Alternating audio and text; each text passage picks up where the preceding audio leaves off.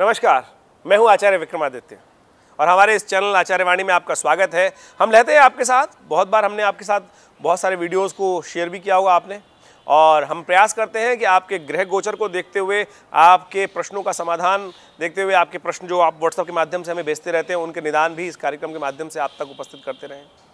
और आज हम उपस्थित हैं मिथुन राशि वालों के लिए।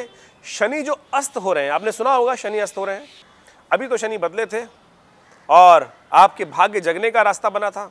मिथुन राशि वालों के लिए भाग्य में आ गए हैं ना शनि, और नवम भाव में गोचर कर रहे हैं। तो ये जो हम आपके समक्ष वीडियो आज बताने जा रहे हैं आपको ये बताने जा रहे हैं कि गोचर के दृष्टिकोण से किस प्रकार से प्रभाव उत्पन्न होने वाला है। गोचर ज्योतिष विज्ञान का वो माध्यम है कि जो प्रत्यक्ष ग्रहों का परिवर्तन होता है उसको आपकी राशि के अनुसार से, आपकी जन्मपत्री के अनुसार से किस प्रकार से प्रभाव उत्पन्न करने के योग देता है। देखिए, गोचर को कई बार कोरिलेट करने के लिए इस बात को सिद्धांतिक तौर पे समझना चाहिए कि हम राशि के अनुसार से भी देख सकते हैं, लग्न के प्रभाव से भी देख सकते हैं। ये ज्योतिष मान्यताएं अलग अलग हैं। कुछ लोग जन्म लग्न के हिसाब से देखते हैं, तो कुछ लोग राशि के अनुसार से देखते हैं, कुछ सूर्य के अनुसार से भी देखते हैं। तो उससे पहले हमें यह देखना पड़ता है कि जन्मपत्री में कौन सा भाव प्रभावी है। हमारे यहाँ एक सुदर्शन चक्र भी बनाया जाता है जन्मपत्री के अनुसार से, उसको भी प्रभावी देखा जाता है। लेकिन हम राशि के अनुसार से आप समझ सकते हैं मूलभूत गोचर दृष्टिकोण से क्या कुछ प्रभाव उत्पन्न करने वाले। तो मिथुन राशि वालों, अभी आपने सुना ही था कि हमने आपने वीडियोस बहुत सारे देखे थे और हमने भी आपको बताया कि भाग्य जागने वाले हैं। शनि बदले 17 तारीख को, और बिल्कुल बहुत स्पीड से 30 साल बाद ये परिवर्तन किया शनि जी ने। और शनि परिवर्तित होकर वो गए आपके मिथुन राशि के अनुसार से आपके भाग्य में। और भाग्य का खेल तो बड़ा निराला होता है ना, कि बिल्कुल कब उम्मीद जाग जाती है और व्यक्ति जब बिल्कुल अंतिम सांस पे होता है उसके बाद 1 सेकंड में उम्मीद जागती है, और उम्मीद जागकर उसके जीवन में आगे बढ़ने के योग बन जाते हैं। तो आपके साथ भी मैं कह रहा हूँ 17 जनवरी से जब शनि बदला था, वो अपना प्रभाव जब तक दिखा पाते उससे पहले सूर्य के साथ आने के कारण से शनि हो गए अस्त। सूर्य के प्रभाव के कारण से अस्त का मतलब समझ लीजिए, अस्त होता क्या है। बहुत सारे लोगों के मन में विचित्र विडंबनाएं रहती हैं कि अस्त और उदय होते क्या हैं। ज्योतिष जो जानते हैं वो तो अच्छे समझ सकते हैं, लेकिन सब लोगों को ज्योतिष का पूर्ण ज्ञान नहीं है। तो हम ये मत सोचेगा, जिन लोगों को पता है वो बहुत अच्छी बात है। हम सबको ज्ञान कोशिश कर रहे हैं कि सब लोगों को समझ लेना चाहिए। देखिए, जब दिन होता है तो विशेष तौर पर समझें कि आपको सूर्य दिखाई देते हैं, और शाम हो जाती है तो सूर्य के अस्त होते ही आकाश में कितने तारे हैं वो सब के सब आपको दिखाई देने शुरू हो जाते हैं, लेकिन दिन में नहीं थे। कई बार आपने देखा होगा कि ग्रहण लग जाता है, सूर्य छिप गए या कोई कारण से बादल आगे आ गया, तब भी आपको आकाश मंडल में बहुत कुछ दिखाई दे जाता है। इसी प्रकार से जब सूर्य के प्रकाश पूरी तरह से प्रकाशित हो तो बादल जो है वो तो नीचे होते हैं, लेकिन बादलों के ऊपर जाके देखेंगे तो वहाँ तो कोई बीच में सूर्य की हिंड्रेंस आएगी नहीं, तो उसके आसपास जो चीज़ें हैं वो दिखाई नहीं देंगी। इतना प्रकाश है, इतना बेसिक जो वहाँ पर हीलियम जल रहा है, इतने प्रकाश पुंज है कि आसपास के जो ग्रह बिल्कुल उसके सन्निकट आ जाएंगे, वो दिखाई देने बंद हो जाते हैं। इसलिए उनको कहा जाता है कि वो अस्त हो गए हैं, सूर्य के प्रभाव से दिखने बंद हो गए हैं। तो मिथुन राशि वालों, यही हुआ है आपकी राशि के अनुसार से। शनि जो भाग्य में आए, और जो मकर में इस वक्त जो विशेष तौर पे 14 तारीख को तो मकर में आए थे सूर्य, और 17 तारीख को कुंभ राशि में प्रवेश किया शनि ने। शनि बदलते हैं 2.5 साल में एक राशि, सूर्य बदलते हैं करीब 30 दिन में, एक अंश रोज चलते हैं, तो 30 दिन में उनकी राशि पूरी हो जाती है। तो सूर्य जिस गति से चल रहे थे वो विशेष तौर पे समझे कि उसी गति से जो उनका संक्रमण जो चल रहे हैं, और शनि का जो गति है वो धीरे है। तो जो जिस राशि से परिवर्तन करते करते जो राशि मंडल में सूर्य आगे आ गए हैं और जितने प्रकार से बढ़ते चले जा रहे हैं, वो 30 तारीख को वो शनि को कर देंगे अस्त। और शनि चल रहे थे भाग्य में, अस्त होने का मतलब दिखाई देने बंद हो जाएंगे।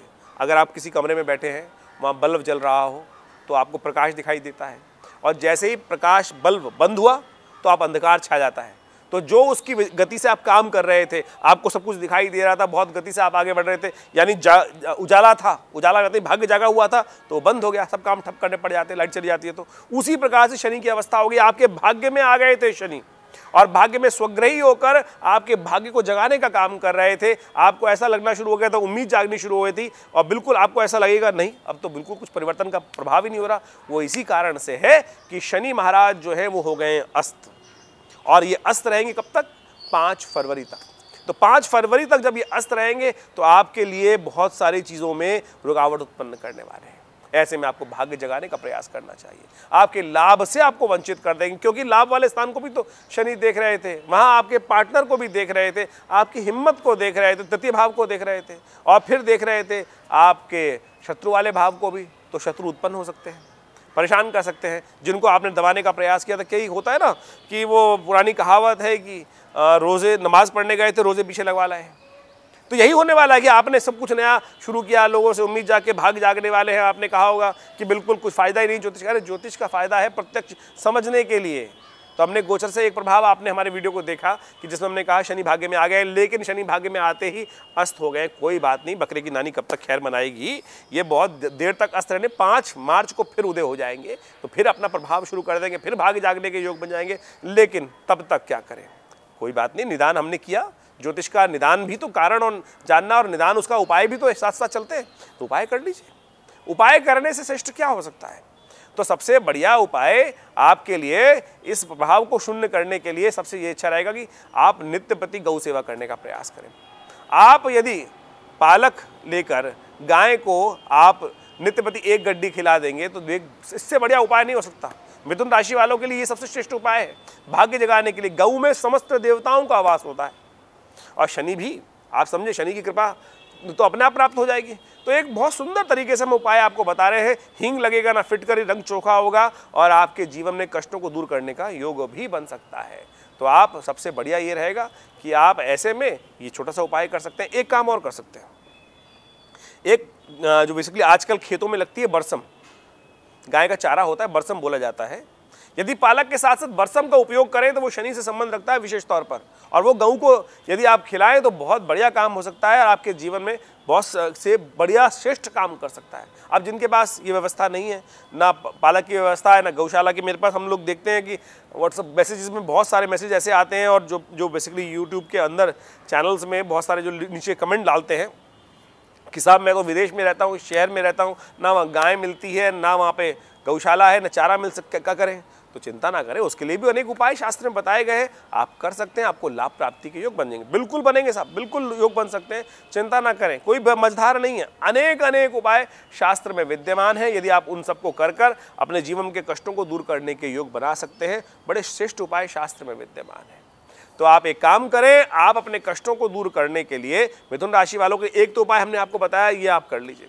दूसरा आप कर सकते हैं, कहीं भी पीपल के पेड़ के पास जाकर एक विशेष तौर पर पीपल के पत्तों की माला बना लीजिए। स्वयं पीपल के पत्तों की माला बनाकर हनुमान जी को चढ़ा दीजिए। यदि आप मंगलवार के मंगलवार ये उपाय और शनिवार के दिन ये उपाय विशेष तौर पे कर लें, तब भी आपको इस शनि के प्रभाव को दूर करने के लिए, और जो शनि ने जला हुआ बल्ब आपको बुझा लगा कि बिल्कुल बुझ गया है और आपको लाभ नहीं मिल पा रहा है, तो ये छोटा सा उपाय हम आपके समक्ष रख रहे हैं, आप करिए, आपके जीवन में कल्याण का योग बन सकता है। इसके साथ साथ आप जो रत्न है उसको भी नीलम धारण कर सकते हैं। शनि के प्रभाव को क्योंकि शून्य हो गया है, लेकिन इन रत्न इत्यादि को धारण करने से पहले आपको आवश्यकता है कि आप इनके मंत्रों को जप करके इसको सिद्ध कर लें, अपने अनुरूप बना लें। जब को ब्रेन, आमतौर पर क्या होता है कि आपने दवाई तो ले ली, लेकिन दवाई आपके लिए उपयोगी है कि नहीं है। दवाई स्टेरॉइड की तरह काम करेगी, तो आपको पहले उसको अभिमंत्रित करके बुद्धि देनी पड़ेगी, तब आप पूरी तरह से इसका लाभ ले सकते हैं। तो आप इन उपायों को करें, आपके जीवन में कष्टों को दूर करने का अवश्य रास्ता बनेगा। इसके साथ साथ हमने हमारे इस चैनल के माध्यम से एक व्यवस्था और चालू करी है कि आपके प्रश्नों का समाधान, बहुत सारे लोग कहते हैं हमें मिल ही नहीं पाता है, आ नहीं सकते हैं, मिल नहीं सकते हैं, और बहुत दिक्कत होती है, या कोई मॉनेटरी दिक्कत भी बहुत सारे लोगों को होती है।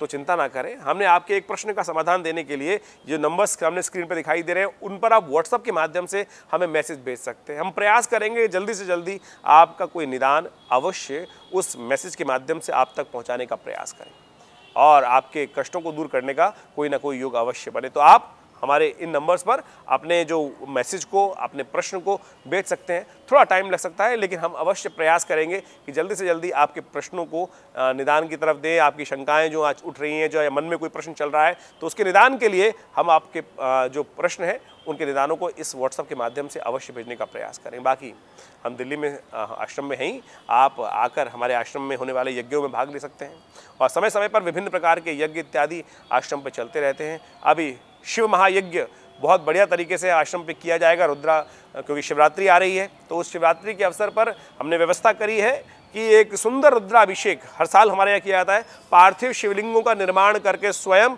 व्यक्ति अपने जीवन में उत्कृष्ट प्राप्त करने के लिए, भगवान शिव का सानिध्य प्राप्त करने के लिए, सब ग्रहों का प्रभाव शून्य करने के लिए, अशुभ प्रभाव को शून्य करने के लिए इससे बढ़िया उपाय नहीं हो सकता है। तो आप उस शिवरात्रि पर होने वाले महायज्ञ में भाग भी ले सकते हैं। तो उसके लिए संपूर्ण कार्यक्रम को जानने के लिए आप जो नंबर स्क्रीन पे है उन पे आप फ़ोन करके जान सकते हैं। हम चाहेंगे कि आप माँ भगवती का सानिध्य प्राप्त करें। शिव के रुद्राभिषेक में जो आपने सुंदर तरीके से, हमारे यहाँ क्या व्यवस्था है कि पिछले कई सालों से भगवान के 1.25 लाख के आसपास पार्थिव शिवलिंग बनाए जाते हैं। उनका पूर्ण रुद्राष्टाध्यायी के द्वारा यज्ञ रुद्राभिषेक किया जाता है, रुद्र यज्ञ किया जाता है, और वो सब करके आप लाभ प्राप्त कर सकते हैं। धन्यवाद।